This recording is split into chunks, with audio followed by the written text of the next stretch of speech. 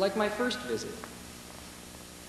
I know, I still call them visits. I didn't say I had no denial left.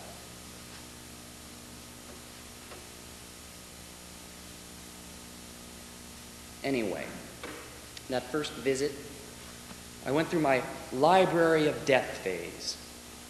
I read everything I could find on death and disease. Tolstoy's The Death of Ivan Ilyich, Camus' The Plague, Susan Sontag's Illness as a Metaphor, or Metaphor as an Illness, as I like to call it. On and on, etc., etc., etc. I was obsessed. It was as if I were studying for some final on how to die. Oh, don't get me wrong. In my cram session, I didn't consume those books on reincarnation. I don't think I was looking for an escape. I just wanted to do it right.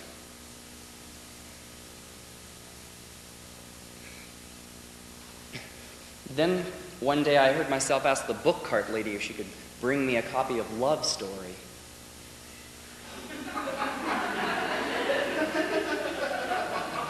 Love Story? That was it. Oh, and besides, I don't look a thing like Ally McGraw.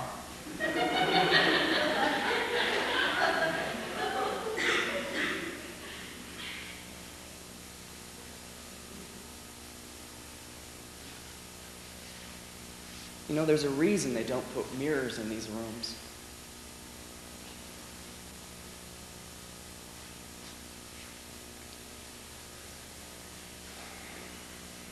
My second visit? That was my mean phase. You know, the terrible twos? I became this sort of hospitalized terrorist. It was a game. Every time the nurses would come in the room, I would force myself to sneeze as loud as I could.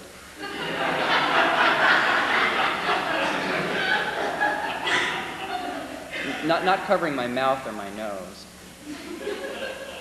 But it was more than impolite. You could see them jump. I used to get such a charge out of watching them try to plot the progress of this invisible cloud of virus, spreading through the room like radiation. I guess snot is also a bodily fluid.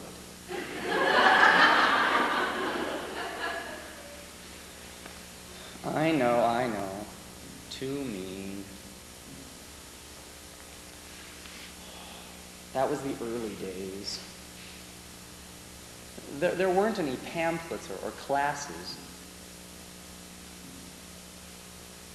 They were having as much trouble dealing with it as we were.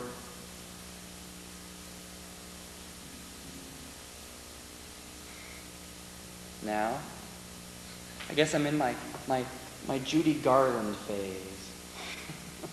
I know, how stereotypical. I have everything.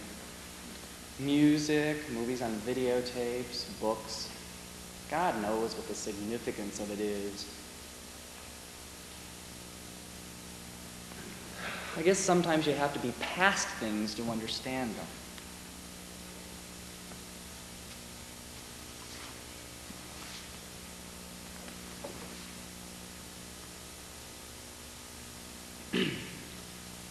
Now, the subject is resting on his bed, enjoying a glass of water with God knows what in it. Cheers.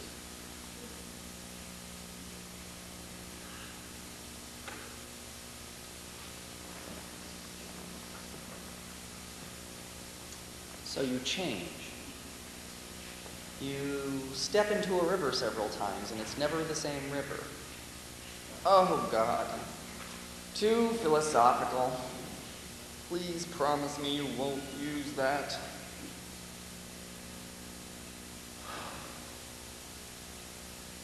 This room stays the same. It changes you.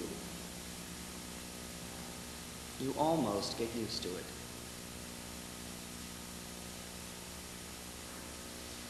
Then you get released. Until the next infection, you get this furlough, which I must admit feels kind of funny after the structured life of sloping charts and nervous but regular as clockwork nurses. Then you realize how much you've changed. First time, you swear you will never be back. And when your lungs start filling up, or the lesions start appearing, or you get dizzy from your brain swelling, well, damn it, you'll do anything to stay away from this room.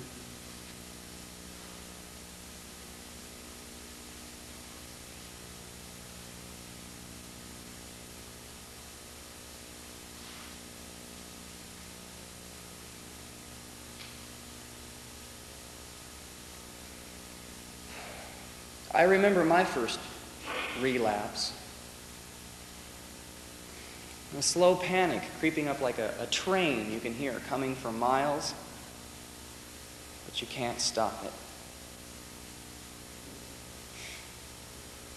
God, I was a fool then. I guess all of those books I just finished reading couldn't exorcise my Sunday school childhood because, well, I heard about this faith healer. No, not one of those television evangelist idiots. She was just this wrinkled up old colored woman. Lived alone in a tiny house with a dozen cats. If you can call that alone. She introduced each one to me by name, after the apostles of the Bible. Then she had me sit down on this lumpy sofa and she left the room.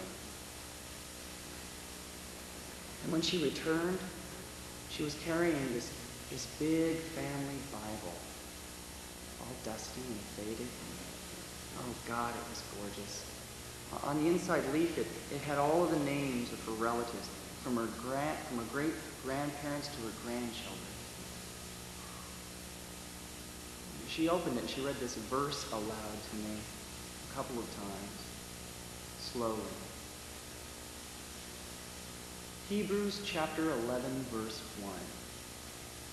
Now faith is the substance of things hoped for, the evidence of things not seen.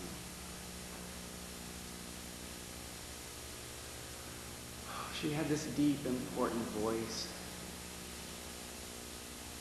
I can still hear it. Things hoped for.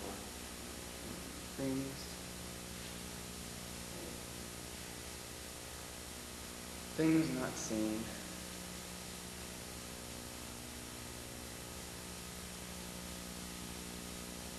Then she spoke to me like I were a child. Not condescending, just carefully. Honey, she said, faith ain't no pill. It's not a cure. She told me that she couldn't give it to me, that I had to find it for myself. I admired her honesty. After she brushed a cat off the cushion beside me, I think it was St. Matthew or John. She had us kneel down together, which was difficult for her, but she did it. And I remember as we pressed our elbows into the weak cushions of that ratty couch, I felt scared. I'm not sure why.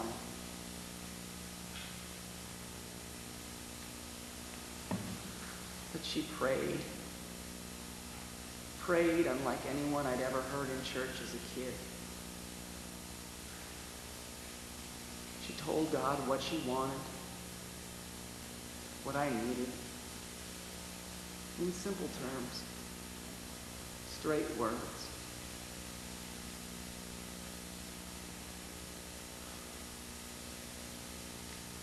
And she put her shaking arm around me.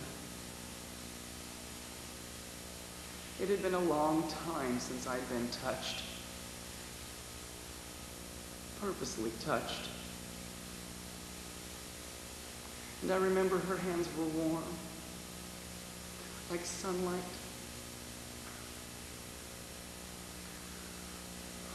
Together we prayed. And for the longest time after that, my arms, they smelled like that couch. A sweet, lovely scent of age.